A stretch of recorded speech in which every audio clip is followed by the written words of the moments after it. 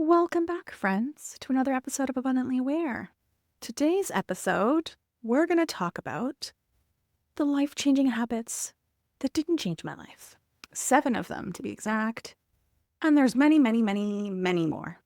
And I'm sure you can even add to this list, which I would be very appreciative. If you're listening to this on Spotify, I think you can comment. I'm going to give the option to comment when I upload this. So you'll be able to comment. If you listen to it on YouTube, obviously you can comment. And you can also send me a DM on Instagram if you so choose. So the internet likes to tell us, or should I say, scream at us, all of the ways that we can be better people on this planet. If it's not 24 things I learned in 2024, do the same for 2023, the same for 2022, and let's be honest here, it'll probably be the same in 2025. Or it's 21 things I do in the morning that makes me have the best day ever. And I'm kind of sick of it, to be honest. I'm really, really sick of it, which is kind of funny coming from me. And don't get me wrong, I do love a good wellness routine, and I do journal every single day. But when it's being pushed on us all the time, instead of feeling invited to try things, I'm beginning to feel forced. And if you have ADHD, you know that makes me not want to do it at all. And I'm not going to do it at all. So here are the 7 habits that I did, but they didn't change my life. Numero uno, using a habit tracker. I hate habit trackers. They frustrate me. I've tried time and time again to track things from like daily water to sleep. And I just really don't like them. I don't like tracking daily things, at least. Like, I do track my money, but that's for my financial health. And it's not every day. And I like checking in with my goals on a regular basis. But again, those actually, to me, feel like mini journaling sessions, because in my Notion, I have questions that I ask myself, and then I get to journal on them and how I feel about them and whether they did happen. And if they didn't, bring kindness to myself for the fact that they didn't, and celebrate if they did happen. But the mere checking things off of a list, it doesn't remind me to do them. It actually creates friction to do them. Like, it's another item to the list of things I have to do, right? Like, in the morning, if I brush my teeth, I have to grab a toothbrush, put the toothpaste on the toothbrush, make sure the toothbrush is charged. If it's not charged, oh, well, I'm gonna have the worst morning. Am I going to use my water pick before or after I brush my teeth? Then, honestly, the list goes on. Then I have to, ultimately, if I choose to brush my teeth first, then I have to put the toothbrush under the water and get the toothbrush wet. And then I have to brush every side of my mouth, and my toothbrush actually gives me a little buzz every time I'm supposed to switch. But all this to say, I don't want to add at the end of that, check this off my list. Now I have to go to my Notion or my planner, and I either have to grab a pen or not, and then check it off. It doesn't work for me. I am tracking some things currently, like I'm tracking my podcast episodes, but that is more, number one, there's an end in sight. It's not, I have to check this off every day until I die. It's, I get to check this off, and every 10 episodes, I get to give myself a treat, which I'm really excited about doing. And it's really honestly teaching me to celebrate instead of moving past things. And I have a goal for this podcast, so it only makes sense. And I get to put little stickers, so even better. But I don't like tracking daily. It's just not a thing I like to do. Number 2, morning pages. Okay. Morning pages are something that I do not do. They're just something I don't do. I do journal every day, yes, but I don't write 3 pages every single day. Even though, as someone who works for myself and I am the ruler of my time, I don't have time. I don't have time to write for 3 pages and then attempt to try and regulate myself after that fact, after digging deep. And those things take close to an hour. I just don't want to put the time into it every single day. Now, I will sometimes take a whole morning on either a weekend or a day I have off to journal and really dig deep into an issue that I'm facing. Actually, not even, sometimes that's at nighttime too. But I don't do it every single day. It's too much for my mind to process. And in the beginning, of course, I would take more time and do it more often. But that was the beginning, and I'm actually 4 years in now. So not that the growth ends here, but that I've learned new things and I'm different now. And I've decided that journaling for 1 page or 10 to 20 minutes, it takes the pressure away, and journaling becomes something fun and something that I look forward to every single morning because that pressure is released. I don't have to have a full transformation every morning, which is what 3 pages would do. Number 3, waking up early. I said it. I'm not a morning person. I wouldn't consider myself a morning person. I do wake up more earlier than my friends, and I will also attend a networking event or like some for business purposes event in the morning time. But the 5 a.m. club, I will never be a part of, ever in my lifetime. I've not only chosen to work for myself, but I've also chosen not to have children. And with those choices comes the ability to sleep in whenever I want. And that actually usually ends up being Friday. Not this Friday, but last Friday. And in order for me to wake up at 5 a.m., I would have to go to sleep at 9 p.m. and be asleep. And while I was writing this Substack article, which is becoming this podcast episode, it was 11:30 at night. So very unlikely that I'll actually be able to follow through on my goal. And I am a night owl. I get the best work done at night. Oh, I love working at night. And I think it's partly because I have 0 calls and I have nothing. I don't have to worry about the calls that I'm going to miss, which is what I do all day in the back of my mind all the time. And if I do get an email, I don't have to respond to it right away. I can wait till tomorrow. No big deal. It's 9:30 p.m. Nobody's going to know is what I was going to say, but nobody's expecting me to reply at 9:30 p.m. Number 4, the Pomodoro method, which I'm sure you all heard of. It works sometimes for me, but other times it takes me out of the focus, and then it takes me another 20 minutes to refocus and bring myself back. And like, it does work for tasks that I don't want to do. Like for the tasks that you literally couldn't pay me, and I've had people pay me for these tasks. You literally couldn't pay me to do them. I'll do this. I'll say, okay, Katie, this is my mantra before I start. Okay, Katie, you only have to work for 25 minutes. And after those 25 minutes are up, you get to scroll. Does take me longer to do, but for that, it works. For that only. And those are usually the tasks that I'm getting paid for that I don't actually want to do. Because sometimes those come up, especially as a VA.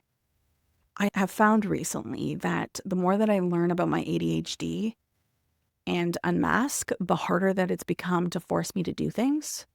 And this, along with so many other things, is why I pivoted my businesses recently in the last 6 months. But the method that I prefer over the Pomodoro method for anything, so even writing the Substack last night, I was like, okay, we're going to stop watching you. I'm watching you right now. I think I have 2 or 3 episodes left. I'm letting it be a slow burn because I know it's the last season and I want to take my time with it. But yeah, the way that works better for me is that I take the task that I want to work on, and then I set a timer for 5 to 10 minutes, and I tell myself, you only have to work for 5 to 10 minutes. And then all of a sudden, the timer goes off, but I forget about it, and I continue to work because I'm in deep focus. And it's amazing. It's amazing. And because there's nothing telling me that in 5 minutes, this is what you're going to do. You get to scroll. It's just like, you only have to work on this task for 10 minutes and then you can work on something else. I don't know. It does something to my brain. It just tricks my brain. It's better than the Pomodoro method for me. And I don't like breaks. I don't like a lot of breaks throughout the day. I know they say it's healthy for you, but I prefer having a phone call. And if I have a break in between the phone call, I'll go for a walk. That's my form of break. Number 5, dressing up to work from home. Like dressing up as if I'm going to work. I don't like it. I don't like it.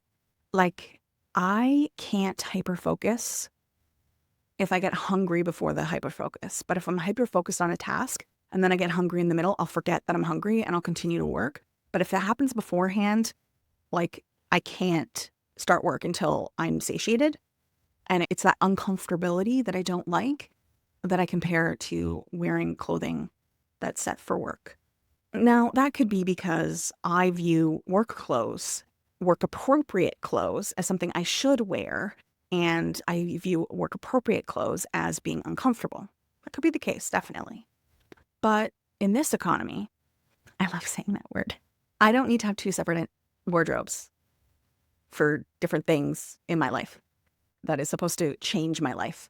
I just don't need it. And I prefer stretchy waistbands and flowy tops. And I think that dresses are more for nights out and summer afternoons and festivities. And I think that if you want me to wear a button-up shirt, a traditional button-up shirt, because, they have the nice flowier ones, or the cotton blend, or if you want me to wear a blouse that is uncomfortable, we won't be working together. I'm lucky that I work on the internet and I get to wear whatever I want, which is such a privilege. I'll say it again and again. So privileged, so blessed, very happy to be in this space. Number 6, theming my days. I've probably tried this hack like 15 different ways by now, and I'm left with the same feeling. I wasn't able to follow through on the themed days because maybe on an admin day, I need to get this client task done because they really need it. Or on a client work day, I have to record the podcast and took me way longer than it should have. And to be honest, some Mondays, not all Mondays, I don't feel like working too hard because I've had a people-filled weekend, and those are the weekends that I need a little bit of break from. So the theme really isn't going to work. And then that changes something else and changes altogether, get me off guard. And then I have to move everything around. And just because of the themes. And honestly, I don't need that kind of planning issue. I really don't. I really and truly don't. So I'm not going to theme my days. Right now, currently in this moment, I like a to-do list mixed with a Google Calendar. I've actually been using this planning method for about a year, and I still like it and I still use it. The template I purchased from Internet People, I will include it everywhere, and I'll include the link to the specific template. I love it. It's like a daily planner. It's amazing. Has automations built in. Chef's kiss. And I didn't have to create it. And I follow through almost every single day, and it keeps each week's tasks clean and organized. And if I need to plan something like for way out in the future, then I put it in my Google Calendar. And then in that week or on that day, like in that week when I'm planning, I just look and I'm like, oh, okay, there's a few tasks. And then I put it in. No big deal. It's amazing. It's wonderful and it works for me. And only looking at one day at a time, for me, takes away the overwhelmed thoughts of so many things to do and everything is urgent. If you know, you know. Prioritization is not my strong suit. But the 7th and final thing that I tried, and I still try, I do work on a little bit, is gratitude lists. Yep. Gratitude. Daily lists for me get boring really quick. Really quickly. And it tends to feel like I'm forcing gratitude. And I don't feel like gratitude is supposed to feel forced. And there are so many times that I can be grateful for the Yeti that I drink out of every single day. Don't judge me. I don't clean it enough. Shh, nobody needs to know. And this actual Yeti I got from my in-laws for free, which that always ends up being the second thing on the list. I prefer to build feeling grateful for my life into the words that I say to myself and I say to others. When I find myself upset at a situation that's out of my control, I remind myself of the things that are in my control and the things that I am grateful for. And sometimes it's in the moment, sometimes it's most likely on the page the next morning or whenever I think of it. Sometimes I think about it in the afternoons and the evenings, and I whip out my journal and I write it down. And there's another thing that I like to surprise myself sometimes with gratitude. and I'll have a random prompt in the morning, especially if I've been feeling really down the night before. Then I'll write in my journal for the next morning. I'll write this prompt. This is one of my favorite ones. And it's look outside your window and find 3 things you can be grateful for. Because I do have a window beside me. And that's definitely one of my favorites. I can be like, I'm thankful for the large patio, grateful for the trees, grateful to live in this beautiful city. And it's just such an amazing prompt. So steal that one if you want. That is it for today's episode. That's all 7 of the things that I tried but never changed my life. Don't get me wrong, if you like these life-changing habits, then continue doing them. But this is only an invitation to stop if they're creating more stress and overwhelm in your life.